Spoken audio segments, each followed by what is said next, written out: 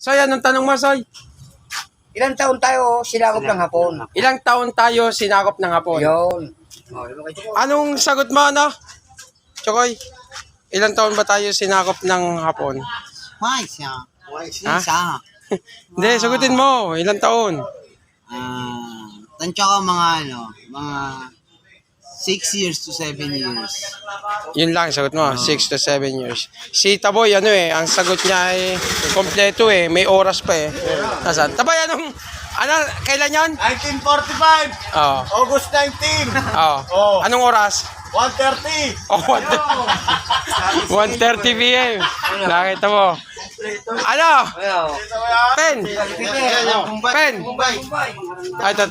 Yung sali dyan. Hindi, nagpapakuha ng video yan eh. Pen, si Tisoy may tanong. Kung ilang taon tayo sinakop ng hapon. So, ang sagot ni paano to? Ni Chokoy ay 6 to 7 years. Si Taboy 1945, 19 August 19, 1:45 p.m. Yun.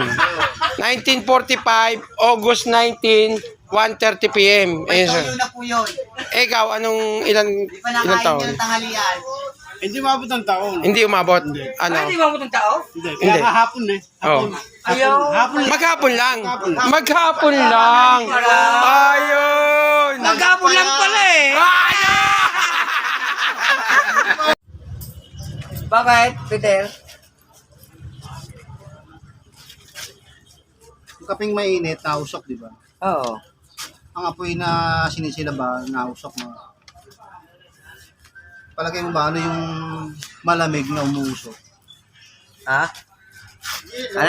Ano daw malamig na nausok? Malamig na mga usaw? Ang kape, pag mainit daw nausok, Oo. ay ano naman daw yung pag malamig ay nausok? Di yelo. Hindi yelo yun. Mainit ba yung yelo? May natural. Mas mainit sa kape yelo. Pakikita kaya. Oo. Ayan, yan na. Uusok na. Dahil po si Peter, kasi ngayon po nagdadrugs,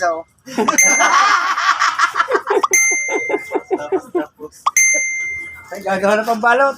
Si Peter po nagagawa ng pambalot. Para makasa sa buso. Piya!